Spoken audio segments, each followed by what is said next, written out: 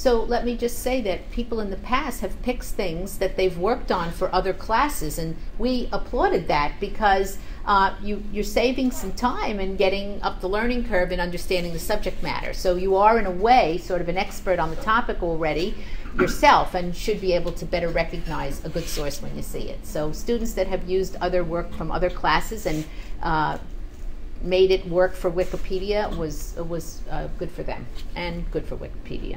Okay, so a few semesters ago, actually, I picked the global warming page to analyze and see what I thought about it in terms of quality, and actually it's changed a lot since I first did this. Well, it has changed, and that's as it should be. The first thing I noticed, first I want to point your eye to the first tab. There are tabs across the top which maybe you never even noticed before, and the first one is the article itself, and then there are a few other tabs there that you probably never clicked on, but we're going to. So the first thing you can do is look at the article, and the first thing I noticed, because I'm used to looking at these pages, is up in the right-hand corner is our two little icons, and one is a lock, and it says this article is semi-protected indefinitely in response to an ongoing high risk of vandalism. So this page, global warming, as you probably know from the news if you pay any attention, is some people think is under dispute whether it's actually happening. So there's been a lot of controversy about this page. Next, it's got a star because it was a featured article. Now, a featured article in Wikipedia lingo means it's very good, and it's so I think it was very good, and then it became very prominent, and more people were reading it, and maybe it started to get attacks. So that's one thing that I noticed right away. On the other hand, if you really look at the content, you'll see that it is meticulously sourced. Okay, so wherever there's a word or a phrase that would need definition, it's linked to somewhere else in Wikipedia where there's an article that defines that particular thing. So, and it's also referring you to related articles. And this isn't live, so I can't scroll down. But if you click on, you'll notice that there's a footnote number next to where the thing is referenced. That's what I mean by an inline citation. That's a regular kind of a reference, like number 2. Here it says they're documenting global surface temperature increased so much between the start and end of the 20th century. They felt they had to document that fact. Indeed, there's a footnote down at the bottom. You would go there and you would see that comes from I believe it comes from the IPCC report, which is the international body that's been studying climate change. Okay, so let me just see what other elements. While she's looking, at first glance, would this be a good page to use for our class project? Say it together. No. Why not? It's a featured article, which means it's really good. 2, what's the other thing?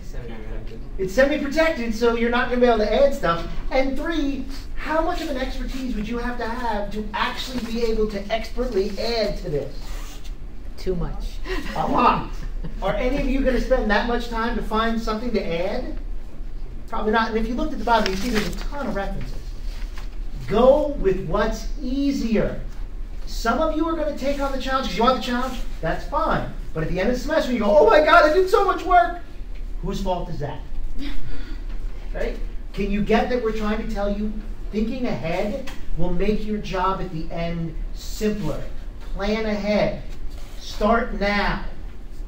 On the other hand, a featured article is a good example of how you should do your page. Right. So notice there are graphs on the right-hand side of the page, and if you read this page, you'll realize they're very integral to understanding the page. They actually enhance the understanding for the reader of the material. So that's what you would want to do. If you do use an image, which it's a wonderful thing visually to add, to makes the page look visually attractive, you want it to also be content-wise relevant and useful. Right, there was a question. Oh, I'm sorry. Would that be an example of overlinking? I don't think so. I think that if you really study those words, you'll realize that they all need definition. So, I mean, maybe you could make that judgment, but I don't.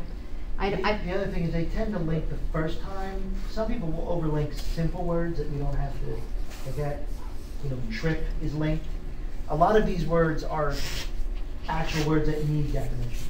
A lot of things on the subject of climate change have, there's been a lot of dispute also just even about that word, global warming versus climate change is a whole, discussion, which term you want to use. So I think they felt it was necessary to define the words. It's a new area of exploration, and people are defining the terminology they use. So I think that's why they did it.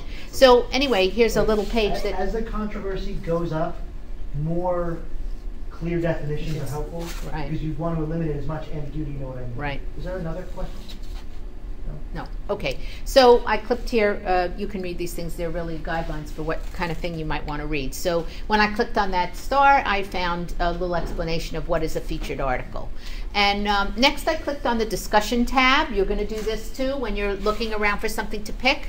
And the discussion tab is what they call the talk page. And you can see there all kinds of commentary. At the top of the page are the general things that the administrators and have said, or people who have become, what do they call them? The people that sort of get more involved than the average writer and take responsibility for reviewing articles and making comments and ranking them and rating them. So they have a whole system of rating articles within Wikipedia. So this article was rated a featured article, and it talks about here, global warming is a featured article.